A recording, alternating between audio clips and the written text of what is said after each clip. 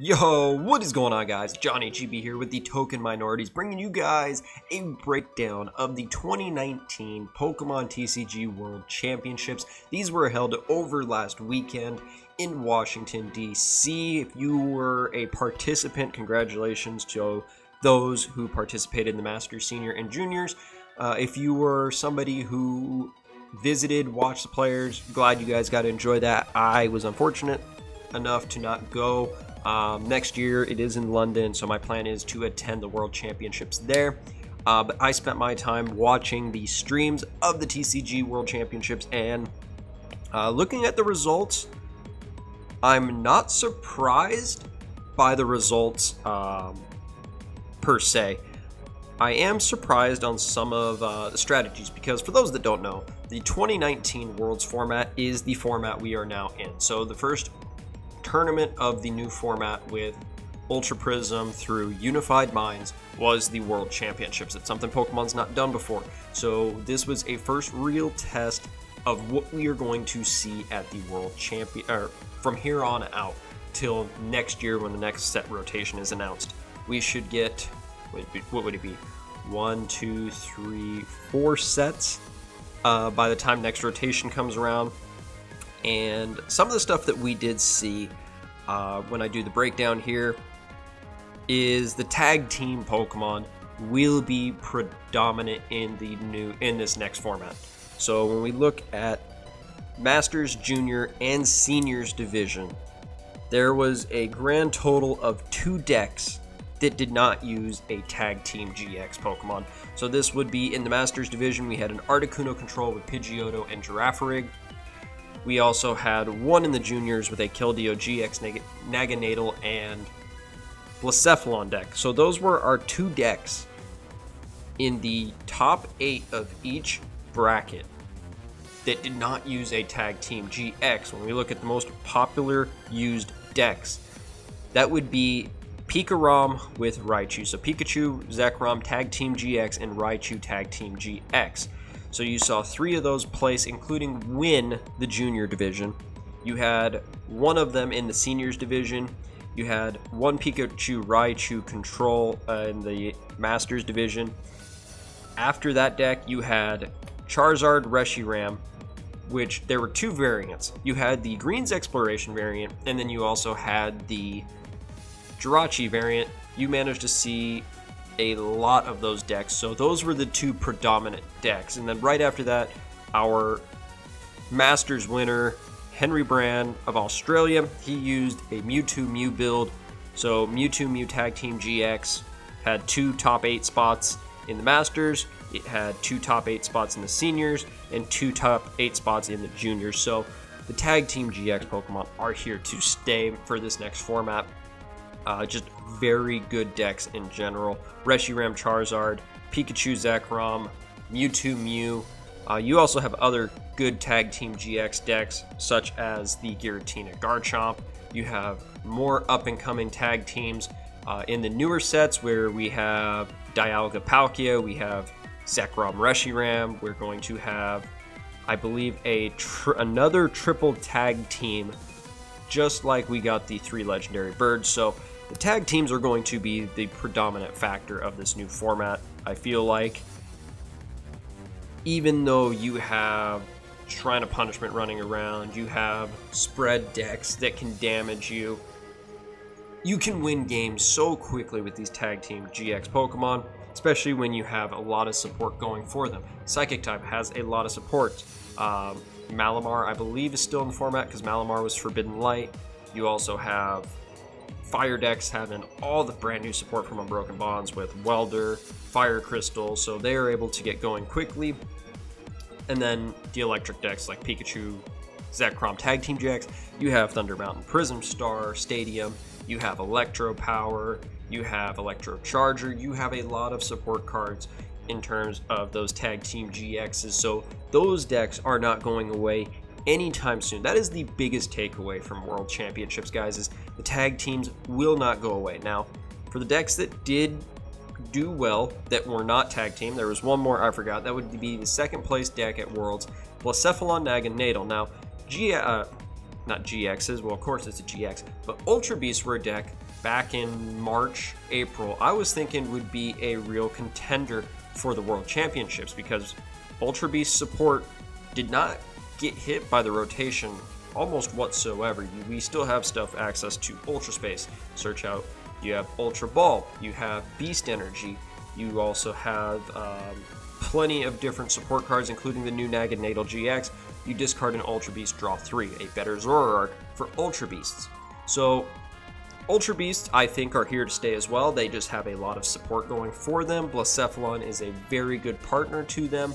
So I see Ultra Beast also staying around in this format, especially with Blacephalon having the support of Welder that it can use, Fire Crystal.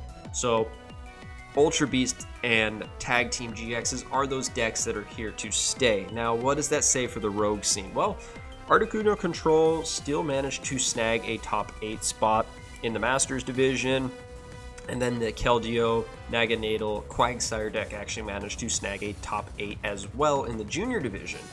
Their other rogue decks, I would consider Garchomp, Giratina as a quote-unquote rogue deck that you could see possibly do well in a tournament, but it's all going to be really dependent on a lot of the support that we get coming forward to help these rogue decks, because I really see the format being dominated by Mewtwo and Mew, Reshizard, and Pikarom. So we're really going to be dependent on rogue decks to rely on future stuff. So Tag Team GXs, they're here to stay. They're not going away anytime soon, guys. So this is the format you guys are going to have to get used to. Now, another big thing that you saw in this, no gusting whatsoever. So what we have in terms of gusting is Custom Catcher. Now, Custom Catcher is a solid card. So Custom Catcher has 2 effects. If you play one, you can draw, I believe, until you have 3 cards in your hand. So always helpful in terms of a draw supporter if you use up a lot of your cards. So it's an Oranguru, that's an item card. But then it also has its second effect. If you play 2 of them down, you can swap your opponent's active with one of their benched. So that is their only form of gusting. Now, there is downside to Custom Catcher. If you have 1 in hand, 1 prized, you're only playing 2, you're not going to be able to do anything with them.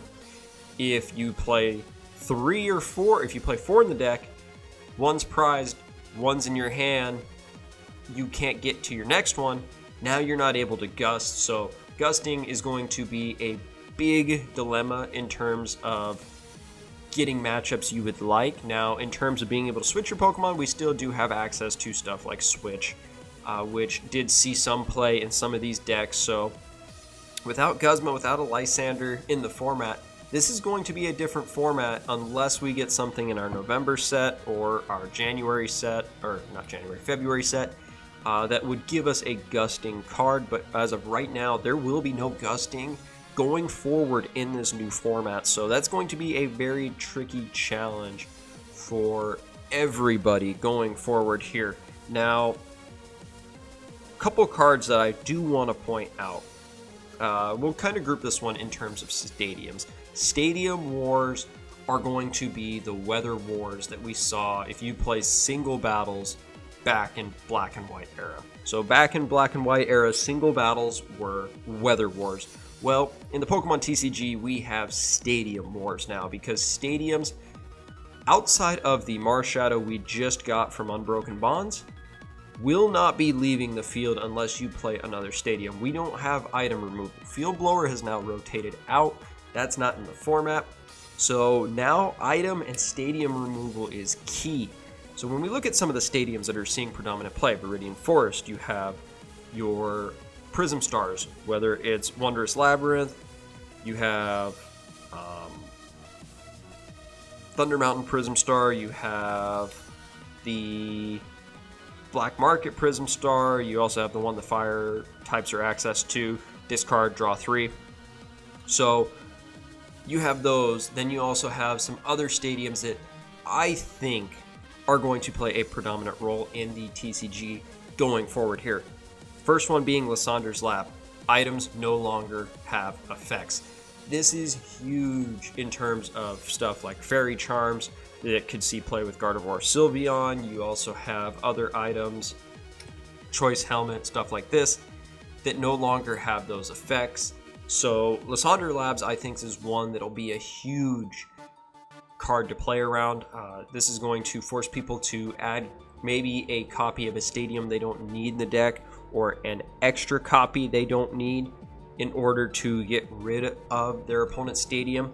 But the big one that was seeing play in a lot of decks was Power Plant. Shuts down the abilities of your opponent's GX and Tag Team GX Pokemon. Where is this huge? Mewtwo Mew. Mewtwo Mew relies on the ability to use the energy, or to use the other attacks as long as it has the energy. Well, with Power Plant in play, it's not going to be able to use that ability to attack. So this is where Power Plant is going to be a very important card going forward in terms of playing against Mewtwo Mew, playing against stuff like Keldeo, Articuno, Control. There's Blacephalon. You play Power Plant against Blacephalon, now their Naganadal's ability does not work. With Naganadal's ability not working, the deck's consistency now decreases. So Power Plant is going to be just a huge card going forward in the TCG. It's going to be a 1, maybe a 2 of in every deck. And then just Shrine of Punishment's another stadium going forward. You're going to see a lot of play. It's still in the format. It's still a very good card in terms of spreading damage around. But I think Power Plant is the more important card in terms of stadiums that will lock down your opponent, especially with no item or stadium removal outside of the Marshadow from Unbroken Bonds. And then a couple other things. Reset Stamp is actually a phenomenal card. So Reset Stamp has been seeing an increase in play in this World Championships. It is a risky card, but this is something that people thought it would be, and that would be an N replacement, but it is not an N replacement. It's a disruption card, but a one-sided disruption card that could hurt you if not used properly. So I can't remember, there was one game I was watching, a Gardevoir Sylveon player only played 4 Gardevoir Sylveon in their deck, no other Pokemon, and 1 copy of Reset Stamp. So with that 1 copy of Reset Stamp, he drew early on, he bricked several times.